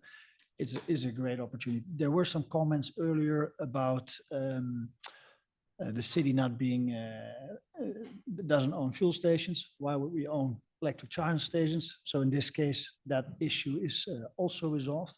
I do have a question though for staff. We had on this charging station opportunity at the transit center, we had an appropriation.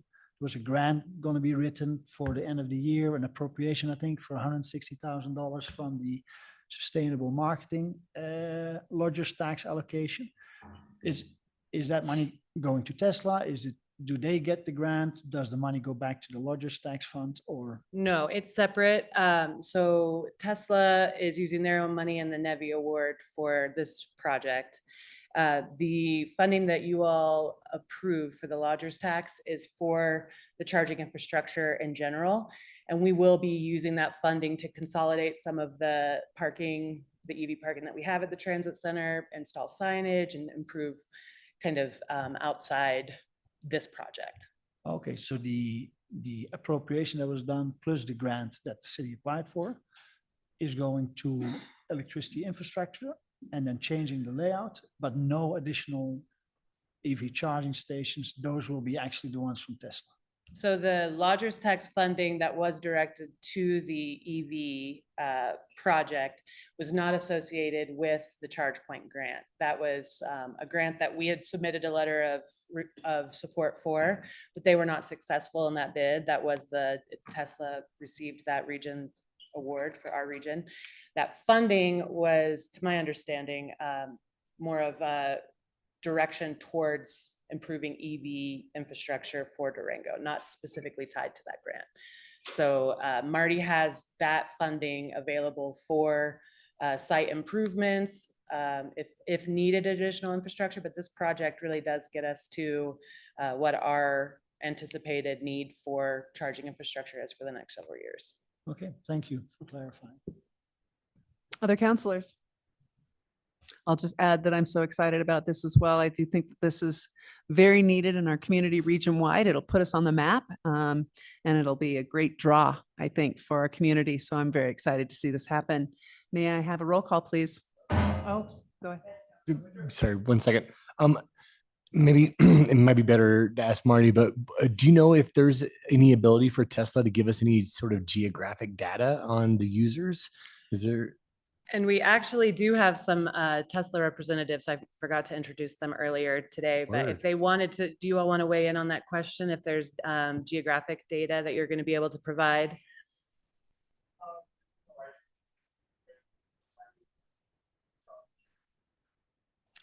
If you could please come up to the podium so we can get you on record. Be part of the party, yes. This is Ian Snow. This is with Tesla. Thank you for joining us. Thank you for being here live. Yeah, as I was saying, we have committed to providing some charging data along with, the rest of the license agreement. It wouldn't necessarily be geographic in terms of showing where everyone's coming from. That is sort of customer predicted data, but there will be some level of data provided. Yeah, I read through the contract and it showed what sort of, electricity usage and that sort of data we'd have access to. I guess it's if, we could be able to if they're putting their zip code in for their credit card as part of like the affirmation process for their credit card, be like, that'd be really good information, like who's using these stations. And it might be anecdotal, but it'd be good to know like, oh, is it, 80%, Durango, or is it 80% the rest of the country that are using these stations in our community? Yeah, that would be very interesting. I think there's just a lot of customer privacy protections around that we can't really share things about people's VINs or zip codes and where they're coming from.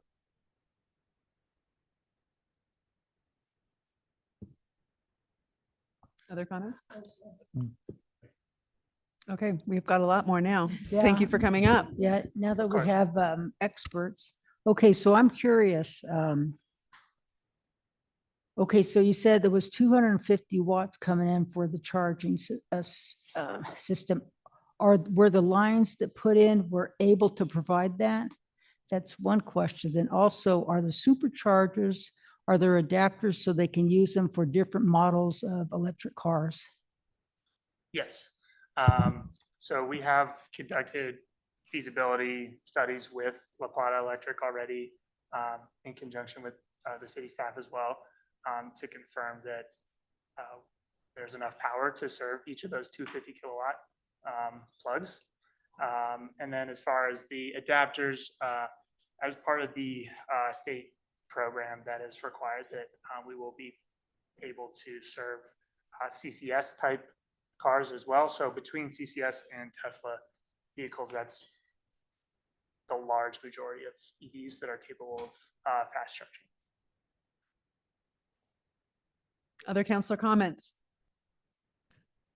Well, I saw that Tesla will be providing insurance to whatever degree for the charging stations. Do you know will we have to provide any insurance from the city side to offset anything? I mean, do we know if there's any sort of liability that we would incur? I'm not an expert in that part of it, but I don't believe so. No. I was trying to figure out, we're getting $12,000 a year for the lease payment, which is fantastic. In addition to getting a free charging station, 8 free charging stations, which is great. I was trying to figure out like where the cost benefit ratio is if we're gonna have to pay X amount and receive whatever else. So no worries. And maybe this is a question for you. I remember the conversation being that we were going to leverage the lodger's tax revenue for leveraging money towards the grants. Do I remember that? Am I remembering that conversation correctly? Because I know we had the whole conversation where we went back and forth. Did we? For some reason, I remember it being where that money was actually being used towards, I think, 2 or 4 actual charging stations and not necessarily for infrastructure. I Back in believe June? that was part of the original request. It was presented and requested originally as a local match to a charge point grant that would have installed 4 chargers. That wasn't awarded, but my understanding is that it was generally awarded to meeting the goals of the EV readiness plan that were to implement additional charging infrastructure. So it's more of a general line item, and we can follow up with more information and just clarify how that conversation went. No, well, yeah, I think it was just more of, I don't think we knew that the grant was, it fell through because it was awarded to somebody else. So that's good to get some clarity on that. So thank you. Thank you to Tesla for offering what a great asset for our community. So thank you for coming in and really providing some necessary infrastructure that we didn't have previously. So thank you. Okay, yes, I agree with everything Dave said. Hey, now I'm curious, do the superchargers cost more per charge than the regular chargers? you know, like to put in your credit card and pay for it? Yeah. I don't know specifically. I don't know the rates that are being charged by the existing chargers. Generally, we try to keep our rates below the industry average. I can add some color there too. My name is Bryce Letcher. I'm the design manager in the Southwest. Generally, no, a little bit of inside baseballs. These are not profit centers for us. These are to support the sale of our profit center, which is the sale of cars, and our mission, which is to move things towards an environmental future, which is through the sales of EVs. They are more expensive than charging at home because we have some additional costs built in with our goal is to essentially eventually hopefully break even on the site, which means that we have some maintenance costs, some upgrade costs, we pay rent, et cetera. So that will make it more expensive than charging at home. In addition, there's some additional costs because we're charging so much faster than you can do at home. It's on the order of magnitude of, it takes about 37 minutes is the average charge time right now. Whereas at home would be a couple hours. So that's where the additional cost is going, but it's not generating really a lot of revenue for us. If that helps answer your question. And I can also add that our charge point charging stations are going to remain in the transit center, so the user has a choice. With that said, I do believe that Tesla's commitment of service is higher, and what we have heard from users in the community is that they're really looking forward to the ability to access Tesla's quicker and more service-oriented product. Thank you. All right, may we have a roll call, please? Counselor Yazzie, Yes. Mayor Youssef. Yes. Counselor Woodruff, Yes. Counselor Bosman's, Yes. Mayor Pro Tem Buell. Yes. Moving on to item number 13, public comment on non-agenda related items. This is for public comment for items not considered under our agenda this evening. Do we have any public comment live or virtual for items not on our business agenda this evening? Anyone virtually, Tom?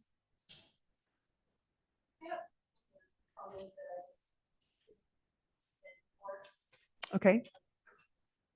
If you could come to the podium. It's about the lodgers tax vote, and we approved the lodgers tax increase because we wanted the increase, but we were not given the option, any other option than 55% to go to tourism. We don't need more tourism advertising. We need affordable housing for the people that are supporting our community. I think at least half of that money should be going to affordable housing. And everybody I talked to when that vote was coming up was pissed that we did not have the opportunity to vote on one or the other. We were given one vote for one thing, and it was 55% for lodging or for tourism. And that's not, we don't need that anymore. We're known worldwide now. We need to support our nurses, our police department, our fire department, and our workers downtown so that we can have this great community. We don't need 55% going to more advertising. We need half of that minimum to go. I would say 30% of the 55 should be going to affordable housing. And, you know, I mean, it's all I ever hear now is nothing is affordable. Nothing is affordable. And I think that's what we need to move for. And I would say we should put it up for another vote because people would vote for that. You know, they only voted for this, yes, because this was the only option. Thank you. Thank you. Any other items or any other public comment? Okay. Moving on to item number 14, introduction of ordinances and request for a public hearing. The following is a request for a public hearing and upcoming meeting. We'll have limited discussion on this item, just a motion from council to see if there is support to place this item on the agenda. Staff presentations will occur at the meeting where the public is invited to participate and when council will vote on the merits of the matter. 14.1 is a request for a public hearing for the road naming of the city right-of-way dedicated as part of the downtown fire station powerhouse subdivision. Do I have a motion? I'll make a motion to set a public hearing Right? Okay, set a public hearing for the road naming of the city right of way dedicated as part of the downtown fire station powerhouse subdivision on January 2nd, 2024. Second. Discussion? Roll call, please. Counselor Bosman's, Yes. Mayor Pro Tem Buell, Yes. Counselor Woodruff, Yes. Counselor Yazzie, Yes. Mayor Youssef. Yes. Motion carries. Item 15.1 is approval of the 2024 City Council and Study Session meeting dates. Jose, I'll pass that to you. Yes, Mayor and Council, sorry, I'm pulling that part up real quick. Give me 1 second on the calendar. Oh, thank you, guys.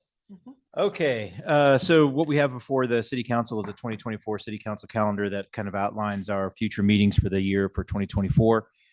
Mark and I did a review of the charter as well as the powers of the council because we are proposing a couple adjustments with meeting calendars. What we're looking for specifically is if you look at September of 2024, the council meeting usually would be that Tuesday, which is the 3rd, which follows right after Labor Day is a Monday. So just to give ourselves a little bit of a buffer, we're looking to move that meeting to the 4th of September. So it's not so much as a right off a holiday, we come into a council meeting. There's actually a day that staff can come in and kind of prepare ourselves a little bit more, as well as some counselors might be doing vacation. And then one change that didn't get made that I would propose, and I had thought that I had put it in there, and obviously I didn't. This is actually my fault. So I want to make sure I take accountability for it. But for November, we were looking at having, instead of the 1st and 3rd Tuesday of November, because it's going to fall in very similar to what happened this November, where it lines up with a Tuesday council meeting during the week of Thanksgiving. And sometimes that can be difficult for people who are doing vacations.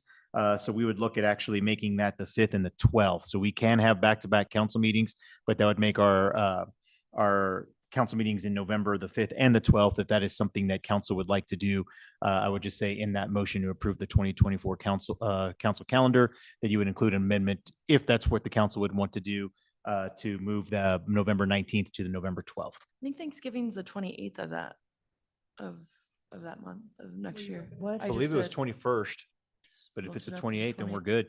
It's the 28th. It's the What? 4th. Well, then fine. Gotcha. I think we're good. What? We also had the June meeting For that we November wanted to move to the 2024. Monday, Oh, and then the December It's the 2nd. 28th. okay. So then we're good. And then, yeah, What, the 28th, you mean the Thursday? 28th is the Thursday. So we're fine on that side. And then there is just one more on June. We moved it from the 18th to the 17th. That week is CML, and CML starts on Tuesday. So for counselors that would like to go and staff, we moved that one day over. So we've made some minor adjustments to it, reviewed it with city attorney, and saw that the council can move dates by a vote. So that's kind of where we're looking at to outline the council meetings for the council so that we all know what 2024 looks like. In December, the 17th would not be a regular meeting. We're just holding that there for the annual evaluations for the appointees, as we've done historically, but just making sure that we have that already on the books, if you will, so that we know where it's going. Okay, do I have a motion from council to approve? I'll make a motion to approve the 2024 city council calendar. And a second? Second. Council discussion? I think this is great that you're looking forward. Thank you, and making adjustments. And if this is approved, will you please send updated invites? Absolutely. May we have a roll call, please? Mayor Pro Tem Buell, Yes. Mayor Youssef, Yes. Counselor Bosman's, Yes. Counselor Woodruff, Yes. Counselor Yazzie. Yes. Motion carries. 15.2, an update on the resolution levying general property taxes to help defray the costs of government for the city of Durango, Colorado for the 2024 budget year. Devin. The Devin Show. Good evening, Mayor, Council, Devin Schmidt, Chief Financial Officer. Wanted to provide the council an update on the mill levy certification process.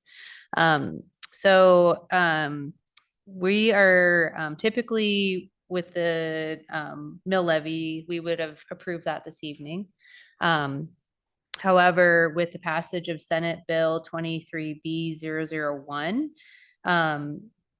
there are changes that affect the 2023 assessment calendar. And so the 2023 actual value adjustments for residential property and the 2023 residential assessment rate. So typically, we have until December 15th to approve that mill levy certification.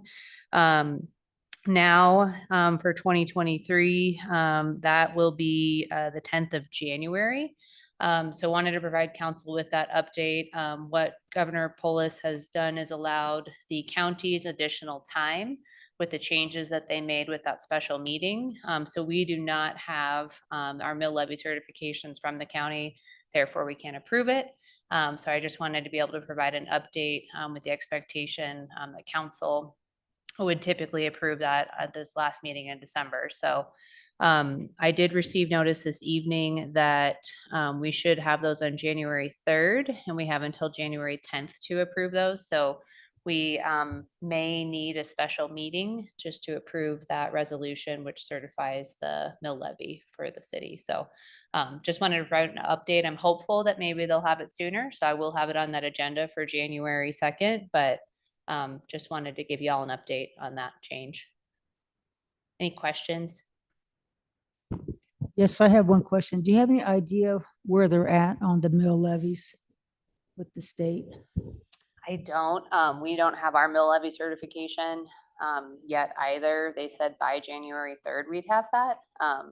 Typically we receive that usually the first week of December, but with the changes that they had with that special meeting at the state level, that's really delayed the whole calendar for the counties, the municipalities, the fire districts, school districts. Everybody's kind of in a holding pattern at this point. But I'm happy to forward over any additional information I receive on it from to council.